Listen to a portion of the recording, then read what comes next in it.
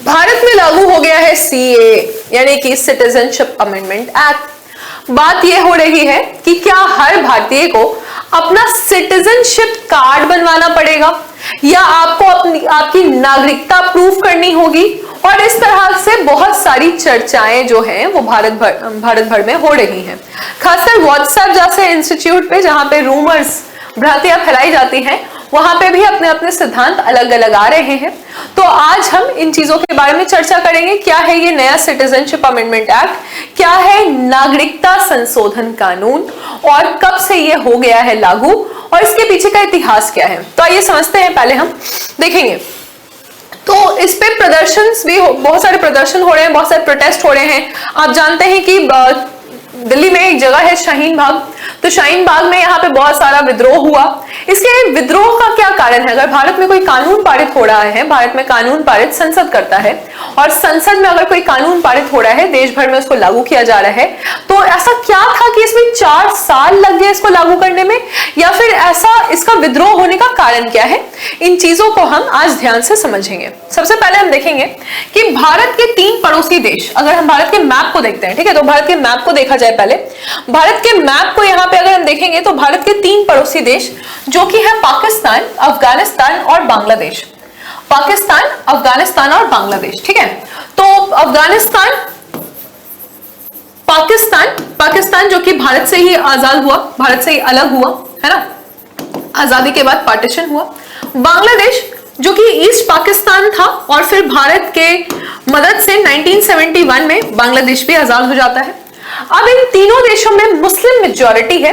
पाकिस्तान तो खैर धर्म के नाम पे ही बना, इन तीनों देशों में मुस्लिम मेजॉरिटी है। और इन तीनों देशों में जो अल्पसंख्यक हैं यानी जो माइनॉरिटी है, उसको भारत ने रिकॉग्नाइज किया, जैसे हिंदू, बुद्ध धर्म को मानने वाले बुद्धिस्ट, जैन धर्म को मानने वाले जैनिज्म को फॉलो करने वाले जैन लोग, पारसी, क्रिश्चियनिटी को मानने वाले क्रिश्चियन, और सिख धर्म को मानने वाले सिख। ये 6 कम्युनिटी है जो कि यहाँ पर अल्पसंख्यक है। ये 6 कम्युनिटी है जो कि यहाँ पे अल्पसंख्यक है, या फिर इनकी बहुमत नहीं है, ये मेजॉरिटी नहीं है, माइनॉरिटी है। तो भारत कह रहा है, और डेटा भी यही कहता है, कि पहले पाकिस्तान जैसे देश में जो अल्पसंख्यक थे, जो कम आबादी वाले लोग हैं, वो डबल डिजिट में थे, लेकिन समय बीतते बीतते पता चला कि ये सिर्फ सिंगल डिजिट तक ही बचे।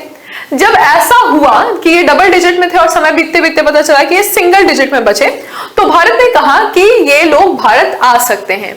सिर्फ यही 6 community, Hindu, Buddhist, Jain, Parsi, Christian और सिख, ये भारत आ सकते हैं। लेकिन एक कट ऑफ डेट निकाला गया कि 31 दिसंबर 2014 तक अगर ये भारत आ चुके हैं, और भारत में इन्होंने नेट 5 साल बिताए हैं, और रजिस्ट्रेशन के प्रोसेस के दौरान इन्होंने 1 साल और बिताया है, तो हम भारत में इन्हें नागरिकता दे देंगे। हम भारत में इन्हें नागरिकता दे देंगे। अब इसी पर पूरा बहस और विवाद है, इसी बात पर पूरा विद्रोह है कि क्यों आप धर्म के नाम पर कोई कानून भारत में कैसे पारित कर सकते हैं। जब हम अपने संविधान को देखते हैं, तो जब हम अपने संविधान को देखेंगे तो हमें पता चलेगा कि संविधान में जो पार्ट 1 है, जब आप पॉलिटी पढ़ रहे हैं, पार्ट 1 पढ़ते हैं, आर्टिकल नंबर 1 से 4 पढ़ते हैं, तो पता चलता है कि हमारा देश, इसका पूरा जो बाउंड्रीज है वो क्या है, यानी कि यूनियन एंड इट्स टेरिटरी, है ना, यूनियन एंड इट्स टेरिटरी क्या है, ये इसके बारे में हमें यहां पर पता चलता है। पार्ट 2 यानी कि आर्टिकल नंबर 5 से 11 जो कि सिटीजनशिप से रिलेटेड है, नागरिकता के बारे में यहां पे बात पता चली। जब हम पार्ट 2 यानी सिटीजनशिप से रिलेटेड पढ़ते हैं, आर्टिकल नंबर 5 से 11, तो पता चलेगा कि ये तब तक के हमारे संविधान में तब तक के बारे में लिखा गया है जब तक हमारा संविधान लागू नहीं हुआ, यानी 26 जनवरी 1950 तक भारत में कौन नागरिक रहेगा, कौन नागरिक नहीं रहेगा, इसके बारे में हमारे संविधान में लिखा गया है। लेकिन इसके बाद क्या होता है, इसके बाद किसको भारत का नागरिकता मिलना चाहिए, किसको नहीं मिलना चाहिए, ये पूरी शक्ति संसद को दी गई है कि संसद ही इस विषय में कानून या लॉ बना सकता है और यही डिसाइड कर सकता है कि भारत में किसे नागरिकता मिलेगा, किसे नागरिकता नहीं मिलेगी। और संविधान में क्या लिखा है कि 5 वो तरीके हैं, 5 वेज जिससे भारत में नागरिकता मिल सकती है।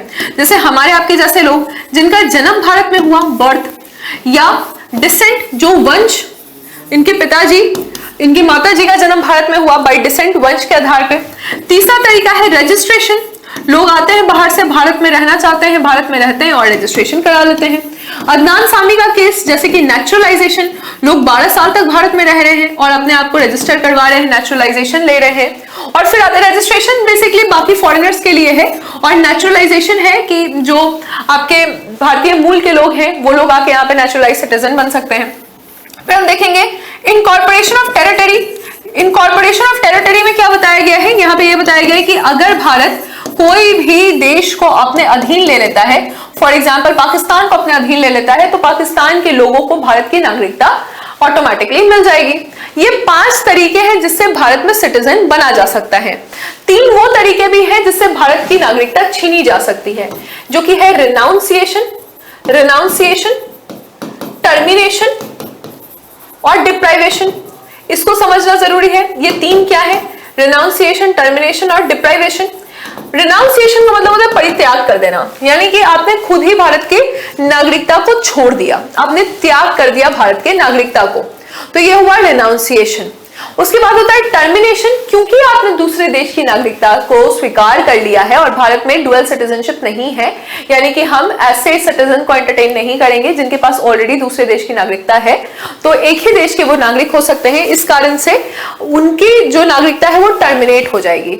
और अगर किसी ने भी नेचुरलाइजेशन या टर्मिनेशन या रजिस्ट्रेशन के दौरान गलत तरीके से भारत की नागरिकता ली है, या फिर पता चलता है कि वो भारत के साथ देशद्रोह कर रहा है या किसी ऐसे देश के साथ मिला हुआ है जो कि भारत का दुश्मन है, या India is in a state of war with them, तो भी उनकी नागरिकता यहाँ पे छीनी जाएगी और इसी को डिप्राइवेशन कहते हैं। तो ये 5 तरीके हैं जिससे नागरिकता मिल सकती है, ये 3 तरीके हैं जिससे नागरिकता छीनी जा सकती है। यहां तक हमको ये समझ में आया।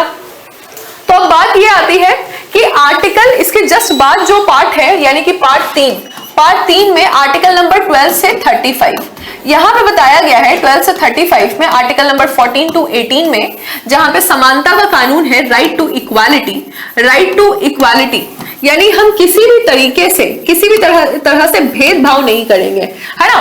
कानून के सामने सब बराबर है, आर्टिकल नंबर 14 कहता है कि कानून के सामने सब बराबर है, राइट।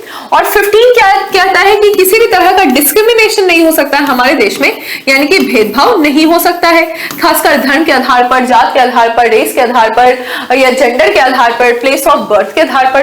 तो आप एक ऐसा कानून कैसे ला सकते हैं जहां पर सीधे सीधे बताया गया है कि धर्म के आधार पर, है ना, धर्म के आधार पर आपने क्लियरली अपने कानून में कहा है, जैसे आप देखिएगा यहाँ पे न्यूज का ये आर्टिकल है कि अफगानिस्तान, पाकिस्तान और बांग्लादेश से आए हिंदू, बुद्ध, क्रिश्चियन, पारसी, जैन और सिख कम्युनिटी को ही आप सिटीजनशिप दे रहे हैं।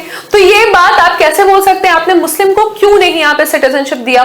तो भारत सरकार का कहना है क्योंकि हम उन लोगों को यहाँ पर फायदा पहुंचाना चाहते हैं जो धर्म के आधार पर किसी भी तरह से उनका वो प्रताड़ित थे, उनकी प्रताड़ना हो रही थी इन देशों में, तो धर्म के आधार पर हम उनको यहाँ पर एक सेफगार्ड देना चाहते हैं।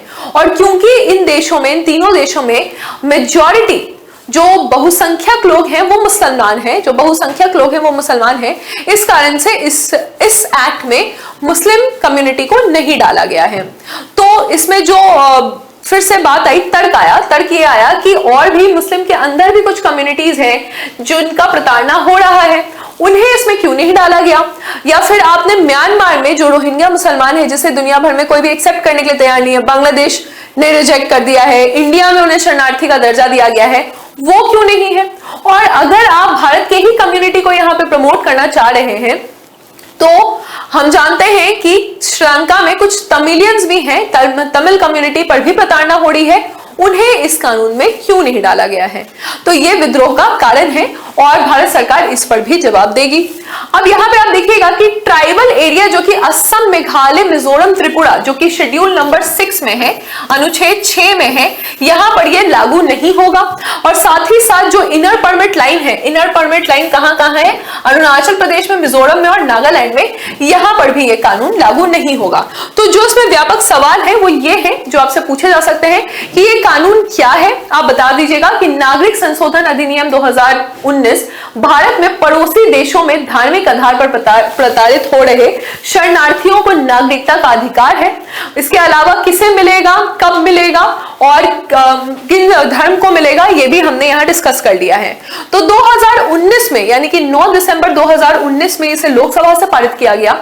उसके बाद 11 दिसंबर 2019 में इसे राज्यसभा से पारित किया गया और फिर 12 दिसंबर 2019 में राष्ट्रपति ने इसे अपना असेंट भी दे दिया। उस समय रामनाथ कोविंद जी हमारे राष्ट्रपति थे, इन्होंने इसे अपना असेंट भी दे दिया। और अब 4 साल बाद, जैसा कि अमित शाह जी ने कहा था कि लोकसभा चुनाव के पहले ही इसे लागू कर दिया जाएगा, अब भारत में सिटीजनशिप अमेंडमेंट एक्ट को लागू कर दिया गया है। शुक्रिया।